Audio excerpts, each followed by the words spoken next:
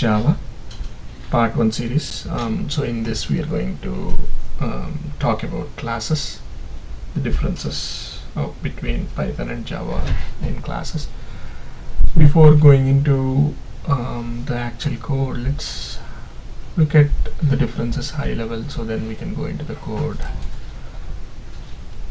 So when we do the class or create the class, you have attributes and methods.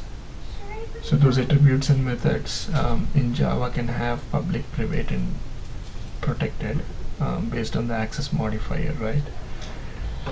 Whereas in Python, all the attributes and all the methods are public. So Python gives or relies more on the developer to take care of the responsibility rather than restricting different access modifiers. Next comes the arguments, the main method in Java, which is static void main, has a parameter string args, so it takes the arguments. In Python you can pass both arguments and something called keyword arguments. Keyword arguments is key value pairs. So let me show how they look. So in this code you can see I have passed math is equal to 50, English is equal to 60. So that is a keyword argument. So you can pass both the key pair and the value key and a value pair, multiple of them in keyword arguments. Whereas in Java you don't have explicitly keyword arguments, rather Java relies on getters and setters. The next one is object types. You have instance method and the static method. Similarly, Python has instance method, that's a basic one. In fact, the class method, it's more the class method in Python we create when you are looking to have attribute, not so much attribute or method not so much pertaining to an object, but rather a running total, or think of running total or running total of keeping of number of objects, or something pertaining to the class level, so much higher level than the instance itself. Then you go with the class method, and finally the static method, same as Java one. The next one, inheritance and polymorphism, both of them support. Object notation within the class, how do you reference is this, versus in Python it is self. So next, variable protection. You have something called variable protection in Java, where you can have the attribute as private or protected, and then you can only have getters and setters exposed to your inherited or other objects. Whereas in Python, Python gives the responsibility to the actual developer, so you don't have any getters or setters if all the objects are public. The last one is duck typing. So Java doesn't support it, Python supports it. So duck typing is nothing but the parameters passed are not restricted what type of parameters you pass. So if a method accepts two integer parameters, you need to pass only integers to that method. That means you can't have a duck typing there. But if a method accepts two parameters and you are able to send for those two parameters either integers or strings or any kind of object, then it is called duck typing, provided the operations within that method support those types. So let's take an example here. I can explain a little more. So I have a method like this, which is taking two parameters and doing plus operand between those two parameters and returning it. So in this case, I can pass two integers, can get a value. I can pass two strings, get a value. I can pass two lists and get a value. So at the runtime, the parameters are used rather than restricting it. This is called duck typing, provided the functionality within the procedure or the function itself doesn't throw an error. You can pass any kind of types into the parameters. This is called duck typing. So these are the high level differences. So let's take a look at Java versus Python from the classes standpoint. I was using Eclipse for Java as an IDE. So I have written a small, very basic Java program. This is, I mean, I could have used the constructor, but I have created a method and initialized the parameters and then printed them out. So in the main method, I have instantiated the object, called the initialized, and then printed them. So obviously the program, when it runs, it does this one. So it printed,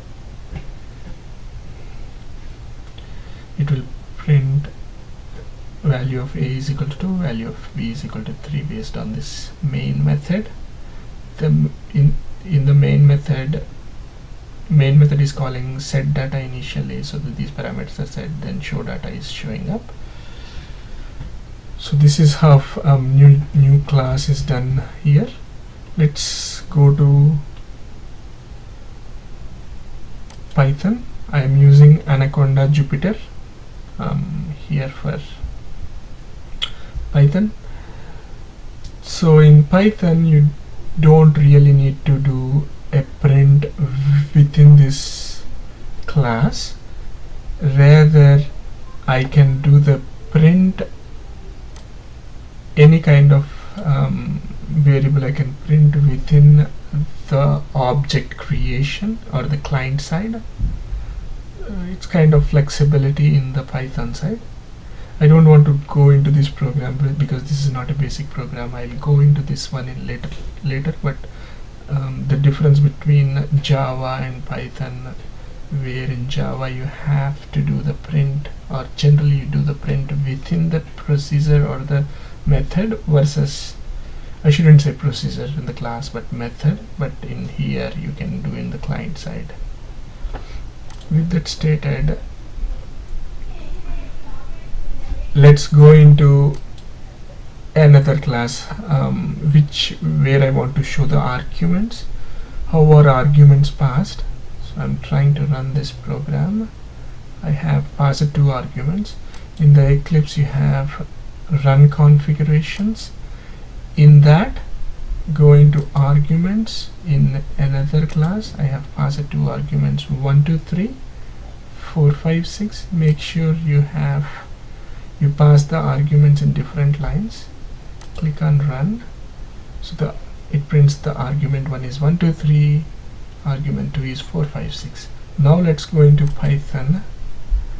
So this one will go into arguments as well as the keyword arguments in Python. So I am defining a class student, and in Java you have a constructor saying public void student. Here the constructor is done as def. Def means it's more like a method, or even the constructor starts with def. Here you don't have access modifiers like public or private, rather you use def. For the constructor you use underscore underscore init underscore underscore, and I am passing star args for arguments, star star studies for keyword arguments. Every time args follow 1 star, keyword arguments follows 2 stars. So if you have lot of parameters, like let's say 10 parameters, you don't want to repeat those 10 parameters here, it becomes cumbersome. That's when you use star args. It's a very simple thing. So as you can see, I passed 7,6 here into the args. So args 0 is assigned to a class attribute roll number. The next one is class attribute grade. So in Java you use this, here you use self. Also in Python, one key thing to remember is you have to have self every time passed. If you don't have self, it will throw an error. So as I stated, self has to be used. So the next is keyword arguments studies. One thing you need to notice is the regular variables or parameters come at the starting, then the args, then the keyword arguments. Keyword arguments come as key value pairs. So both the parameter and its value comes here. So I can send multiple key value pairs for studies, which is loaded into a dictionary. A dictionary is a key value pair object. I loaded that into a DCT SUBJ dictionary. So this is the constructor. So once that is done, let's say I miss to add a subject during the initialization, let's say for whatever reason. So I have provided another method where I can pass another key value argument list to be added to this dictionary. The next one is, so I talked about the class method, which is not at the object level but at the class level. So so this student selected. So whenever you have a class method, you have to have the decorator at class method. And one thing to remember is the first parameter of the class method should be CLS, and the next parameters are whatever we want. So I have passed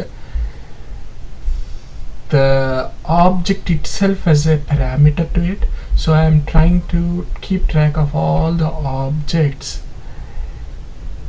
which were invoked. So this is not certainly a instance method, rather a class method, because this is much higher than the object level. So this is how args and kwargs, keyword arguments, in short kwargs, work in Python. So with that stated, we have taken a look at arguments in both Java and Python. So I have declared as a student with arguments of 7 and 6. 7 is assigned to roll number, 6 is assigned to grade. The keyword argument studies, I have given math is equal to 50, English is equal to 60. Then I have forgot science, so I added as part of this method. So then I have printed. So as I stated, the print, I don't need to do it within the methods, regular methods of Python, rather I can do it from the client side. So I said for key comma value in s.dct subj.items, This is a dictionary. I am printing the key value, so you can see 7, math 50, English 760, science 70 has been printed. So I have created one more student, of course, because it's a class method, it keeps track of 7 and 8. I am printing the numbers. So first time I passed 7, the second time I passed 8. So second time when I invoke the class method, it shows me 7 and 8. As you can see, I am invoking the student selected class method, so which prints the roll number. So second time, because I want to keep track of all the objects, the roll number, so I'm having a class method here. Okay, so let's go back to the Java now. We have discussed about the arguments. Now Java has something called abstract class, which doesn't exist in Python. The concept, so the abstract class, or if all the methods is in the class is in fact abstract, which means it doesn't do the implementation, then you can define the class itself as interface. I went ahead with one method within this class as abstract. So the implementation is not there. If you see this can be useful when you are not sure what to implement and you need to have a blueprint of what all methods need to be there. Then you can define this abstract class, then you can inherit them in the following classes. So abstract class I have defined, then I inherited from this abstract class in the equilateral triangle extends triangle. Let me see if I did the right thing. Calculate area. This class is, I thought I have declared it as, probably during my changes I have changed it, but my intention is I wanted to declare it as a triangle, I believe. Okay, let me see where the triangle is. Okay, let me go there. Okay, equilateral triangle is, okay, I have made a mess here. So I have defined a class with an abstract method in it, which doesn't have the implementation. Now I define another regular method which extends this class, and I implement that method in it, as you can see. So and I have created one more method in pertaining to this own class, which prints the area. So after that, as you can see, I have instantiated this instantiated an object from this for this class, and I have defined an area and I passed it as to the area itself, because it accepts an array, and I have invoked the area. So when I execute it, the area of the triangle is 6. I think whoever is listening to this video are quite clear on the inheritance. It's one of the basic concepts of OOPS, where you do not need to write what is in your superclass, rather you can extend the functionality, or in case if you want, you can override the functionality. So I have created one more equilateral triangle, extends the triangle. So here I have did the calculate area, I have overridden it. Triangle already has it, but I have decided I want a different kind of implementation, so I have overridden it. If I did not override, I can still call from equilateral object calculate area even if I did not have this method at all. That's the beauty of the inheritance. It would have taken the method from the triangle. So I have implemented a new method within this equilateral triangle which is not present in the triangle, and I have also done additional method called show parameter. So within the main I have instantiated equilateral triangle object, and I have invoked the calculate area even though it is not here because it is in the super class. We should be able to invoke this one. Then I have show area, then I call the show parameter as well. So that concludes the inheritance over here. So let's see how you do it in the Python. The main thing is you have to call extends keyword here. That's mainly it. Here in Python, when you have to do the inheritance of student into a biology student, I have to put it in the parenthesis of the class. That's the key. The main class itself doesn't have any parenthesis, but the inherited class will have a parenthesis. After that, most of the other things remain the same. I can invoke the parent method using super of the constructor, and if I wanted to do additional declarations, I can do that here. That means I have copied most of the stuff, but I added additional functionality to it. Instead of complete overriding, I was doing a partial override here. Then I have similar kind of implementation which is on the top, and nothing great here. I'm just making sure the biology student certainly has a biology course for him. So I implemented that.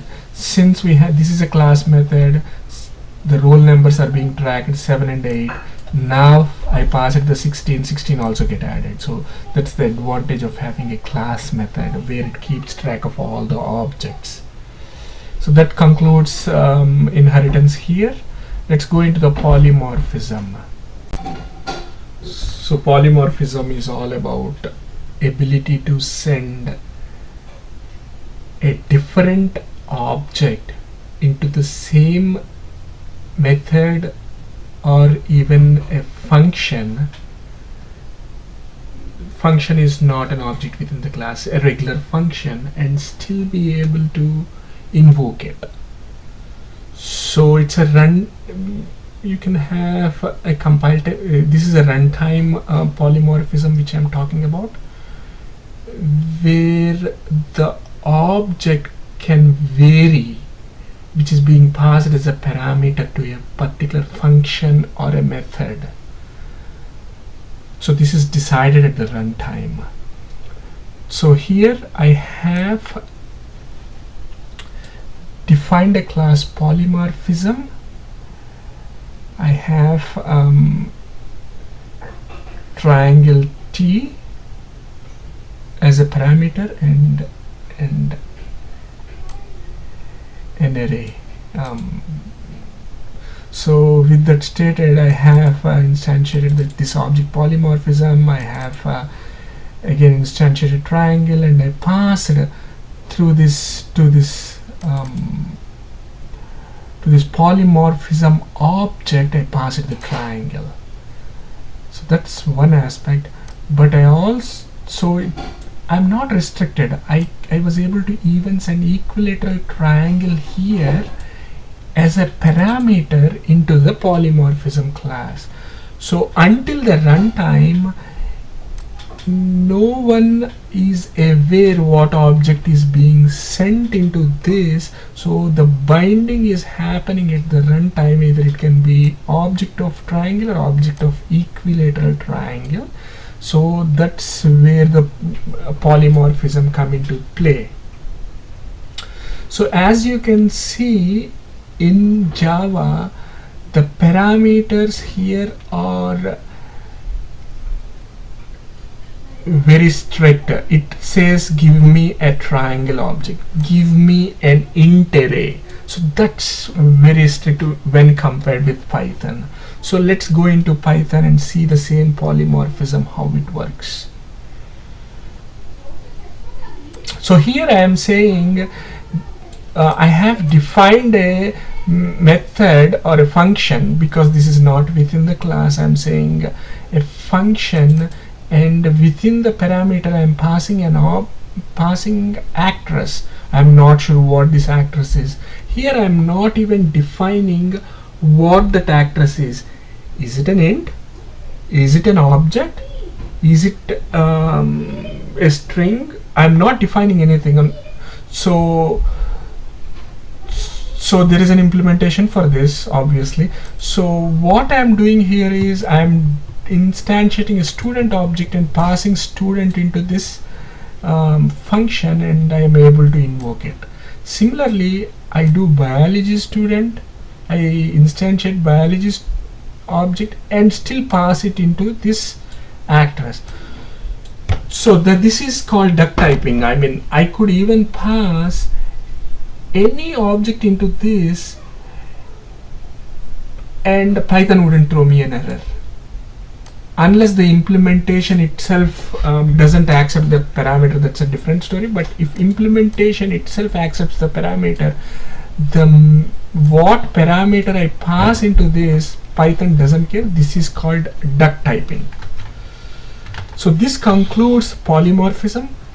Thanks for watching Nuke tutorials. We will meet in the part 2 of differences between Java and Python. Thanks for watching Nuke tutorials.